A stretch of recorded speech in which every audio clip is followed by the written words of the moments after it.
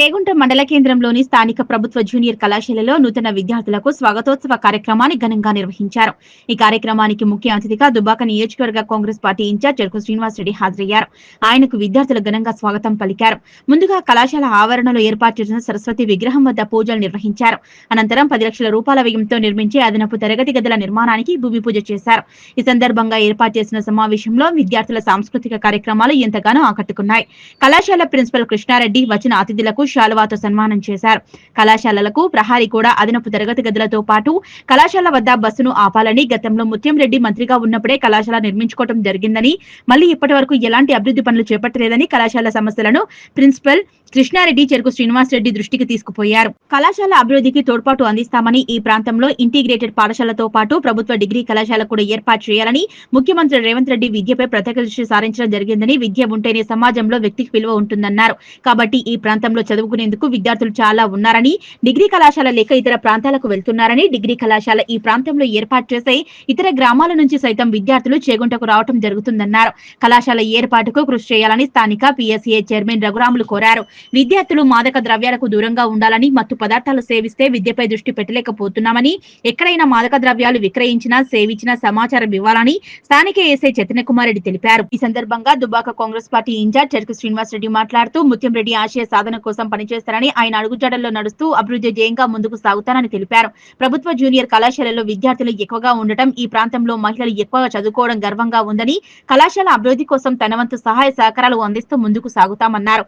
కళాశాల వద్ద బస్సును ఆపేందుకు డిపో మేనేజర్లతో మాట్లాడి విద్యార్థులకు బస్ సౌకర్యం కల్పిస్తామన్నారు.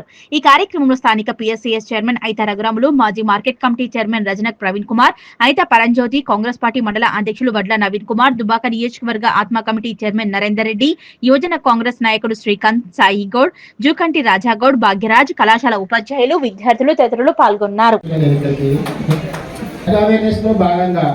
మా యొక్క ఎన్ఫోర్స్మెంట్ తో పాటు మీ యొక్క కోఆపరేషన్ కూడా కావాలి. ఎందుకంటే ఇక్కడ ఈ కళాశాల ప్రేమిస్ ఏం జరుగుతుంది అనేది మాకంటే ఎక్కువ మీకే తెలుస్తుంటుంది. ఉదయాన్నే ఇప్పుడే నోటీస్ వచ్చింది మాకు, ఎవరు అన్నోన్ పర్సన్స్ వచ్చి ఇక్కడ వచ్చి మందు తాగుతున్నారు, ఇంకా వగైరా గంజాయి కూడా తాగుతున్నారు అని చెప్పేసి మాకు కొంతమంది చెప్తున్నారు ఇక్కడ. సో అలాంటిది ఏమన్నా మాకు ఉంటే మాకు తెలియజేయండి. 100% ఖచ్చితంగా వాళ్ళ మీద యాక్షన్ తీసుకుంటాం. ఇంకొకటి ఏంటంటే, ఇప్పుడు మీ యొక్క స్టూడెంట్స్ కూడా చాలా మంది మద్యానికి మరియు ధూమపానానికి అలవాటు పడుతున్నారు. రీసెంట్గా ఒక 2 months బ్యాక్ ఇక మన చేకుంటలోనే ఒక వ్యక్తి ఏంటంటే ఒక 3 పిల్లలు వచ్చేసి ఒక ఉక్కా పాటు కొనుక్కున్నారు ఒక బడ్డీ కొట్లో. అప్పుడు మా బ్లూ కోట్ సిబ్బంది కలిసి వెళ్ళేసి ఏంది వీళ్ళు కొనుక్కున్నది ఏంటి చెక్ చేసి అది ఉక్కా పాటు ఉన్నది.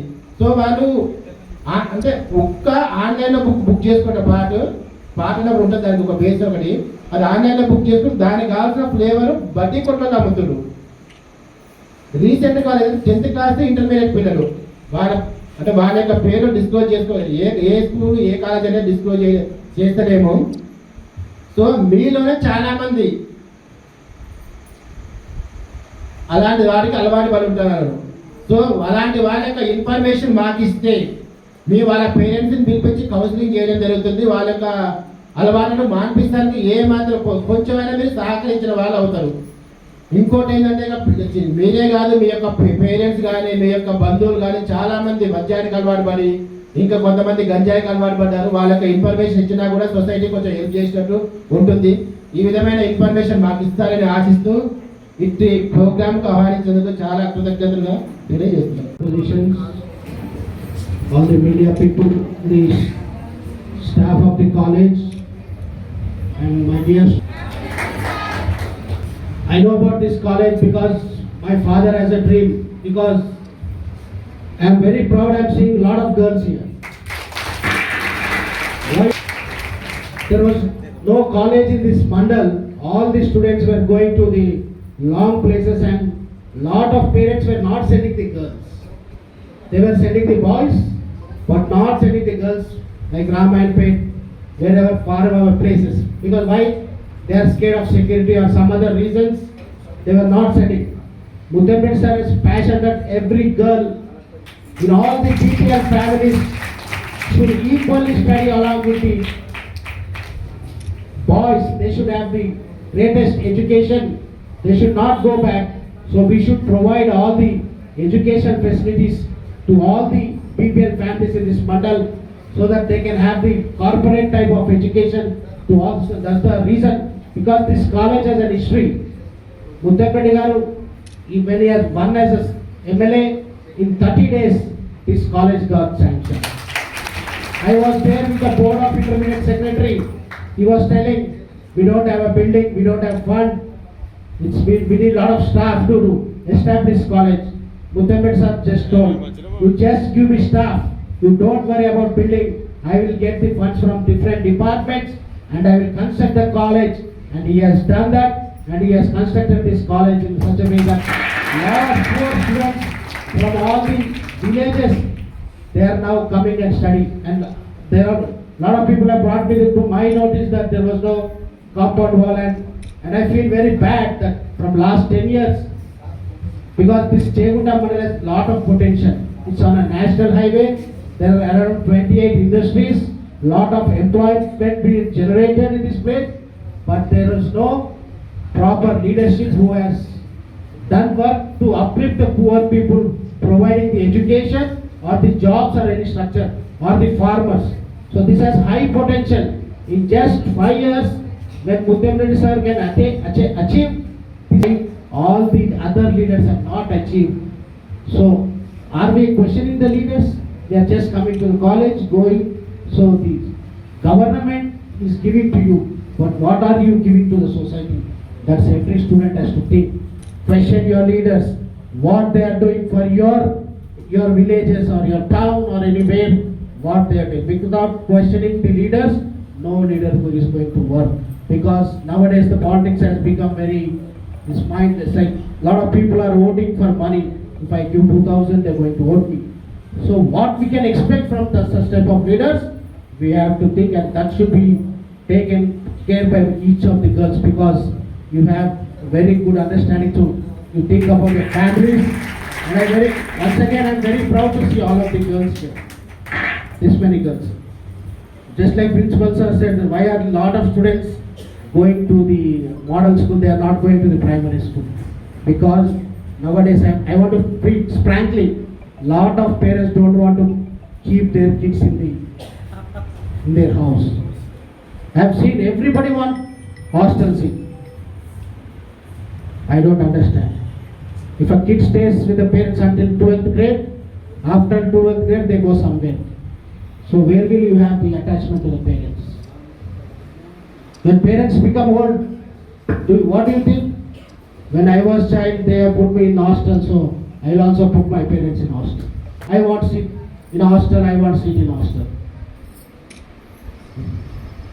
When you don't give love to your kids, only holidays, then they will also give the same treatment. That is not good. So what I feel is every student should study stay with their parents until 12th grade. So that's what I request all the parents. నేను అందరు తల్లిదండ్రులను కోరుతున్నా ఏంటంటే పిల్లల్ని కేవలం ప్రభుత్వ హాస్టల్స్లో చేర్చి మేము జైలు దులుపుకోవాలనే ఒక ఆలోచన ఏతుందో నేను ఈ 2 సంవత్సరాలు చూస్తా ఉన్నా. అది చాలా మన సమాజానికి చాలా నష్టం కలిగిస్తుంది. కాబట్టి ఆ ప్రయత్నాన్ని మానుకొని వాళ్ళ ఎడ్యుకేషన్లో వాళ్ళ అంటే ఒక కిడ్ 10 సంవత్సరాలు ఉన్నా, 5 సంవత్సరాలు ఉన్నా, 9 సంవత్సరాలు, ప్రతి ఒక్క సంవత్సరం వాళ్ళతో ప్రత్యేక అనుబంధం ఉంటుంది. ఆ అనుబంధాన్ని, ఆ మానవ విలువల్ని మనం మర్చిపోయి మన ఏదో ఒక ఇప్పుడు ఎట్లా అయిపోయిందంటే every kid is like poultry ఫామ్లా boiler chicken లాగా అయిపోయింది మన పరిస్థితి. అంతేనా? Right? Agree all the students? మన అన్న చెప్పిన డ్రగ్స్ కూడా ఇక్కడ ప్రాబ్లం అవుతుందంటే డ్రగ్స్ ఉన్నా నేను పోలీస్ వాళ్ళకి చెప్తా, but you should have will power not to attract the drugs. You should have the. ధన్యవాదాలు. ఈరోజు మనం ఇక్కడ సమావేశమైన ముఖ్య ఉద్దేశం ఏంటంటే ఫ్రెషర్స్ డే. ఫ్రెషర్స్ డే అంటే కొత్త వారికి స్వాగతం తెలియజేస్తూ చేసుకునే ఈ పండుగను అందరూ సంతోషంగా చేసుకుంటున్నారు. కాబట్టి ఈ సందర్భంగా మనం ముఖ్యంగా గుర్తించుకునేది ఏంటంటే మన మాజీ మంత్రివర్యులు స్వర్గీయ ముత్తపరెడ్డి గారిని కంపల్సరీ మనం గుర్తించుకోవాలి. ఎందుకంటే ఈ ఏరియాకు నవీన్ చెప్పినట్టు ఒక 100 ఎకరాల స్థలాన్ని ఎంతమంది కోర్టు పోయినా కానీ వారితో కొట్లాడి కలెక్టర్ గారితో డబ్బులు ఇప్పించి ఈ జాగా తీసుకోవడం వల్లనే మనకి ఈ కాలేజ్ వచ్చింది. ఈ కాలేజ్ కట్టడానికి కూడా ఆయన కృషి ఎంతో ఉంది. తెలుసు మాకు కూడా, ప్రవీణ్ గారు తెలుసు, సుధాకర్ తెలుసు. 9-10 గంటలకు ఆయన సొంత వెహికల్ వచ్చి నీళ్లు కొట్టకపోతే కూడా పైప్ పట్టుకొని నీళ్ళు కొట్టాడు. ప్రవీణ్ గారు బిల్డింగ్ స్ట్రాంగ్ ఉండాలి, నా పేరు ఉండాలనే ఉద్దేశం. అదేవిధంగా ఎంతో ప్రయోజనాలు, ఎంతో లాభాయేషం చూపించినా కానీ వెనుక పోకుండా కూడా మన గెస్ట్ హౌస్ కూడా లక్షల రూపాయలు ఆశ పెట్టినా కానీ మనకు గెస్ట్ హౌస్ కూడా ఆయన ఇప్పించిండు. ఆయన పేరు మనం మరవద్దు. ఆయన అన్నాడు కూడా, నేను కట్టిస్తా కానీ ఇందులో ఎంతోమంది సుఖపడతారు, ఎంతోమంది వచ్చిపోతుంటారు అని చెప్పి ఆ టైంలో మాకు కూడా ఈ జాగాలు ఇచ్చిండు. మేము కళలో కూడా మర్చిపోము, అప్పటికి కూడా యాద్ చేస్తుంటాం. ఎందుకంటే ఆయన కృషి ఇక్కడ మనకు ఎంతో ఉంది. ఆయన చేయడం వల్ల మనం కూడా ఇక్కడ అన్ని విద్యార్థులు అన్ని కాలేజీల నుంచి కానీ, మన జిల్లాల నుంచి కానీ, రాష్ట్ర వ్యాప్తంగా కూడా మన చేగుంటకు వచ్చి పాలిటెక్నిక్ కాలేజీలో, మోడల్ స్కూల్లో, ఎస్టీ రీజియన్ స్కూళ్ళలో విద్యార్థులు చదువుకుంటారంటే మన చేగుంట పేరును రాష్ట్ర స్థాయిలో నిలిపిందంటే ఆయన కృషి ఉండడం వల్లనే. ఈ కాలేజ్ కూడా కొన్ని సమస్యలు ఉన్నాయి.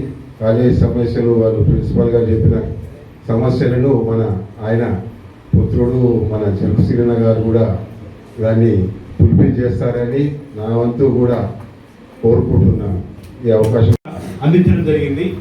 ఫిజిక్స్ వాళ్ళతోటి, తర్వాత క్లాట్ అనే ప్రోగ్రామ్ తోటి, ఆ తర్వాత ఖాన్ అకాడమీ అలాంటి ప్రోగ్రామ్ తోటి ఒక ఒప్పందాన్ని కుదుర్చుకొని ఈ గ్రామీణ పేద విద్యార్థులకు ఇక్కడ మేము జేఈ మెయిన్స్, తర్వాత నీట్, ఈప్సెట్ కోచింగ్ కూడా ఇవ్వడం జరుగుతుంది సార్.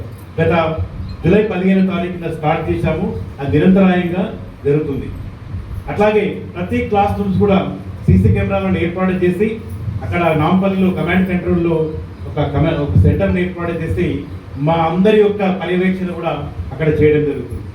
అట్లాగే నెక్స్ట్ మంత్లో మాకు ఒక 4 డిజిటల్ స్క్రీన్స్ కూడా రావడం జరుగుతుంది. సో ఇవన్నీ కూడా రేవంత్ రెడ్డి గారు తీసుకున్నటువంటి ప్రత్యేకమైన చర్యలలో జరుగుతున్నాయి సార్. సో మాకు తెలిసిన సమాచారం ప్రకారం ఏంటంటే సార్, అవసరం ఉన్నటువంటి కళాశాలలకు పర్మనెంట్ క్లాస్ రూమ్స్ను ఇవ్వడానికి కూడా ప్లానింగ్ అనేది జరుగుతుంది.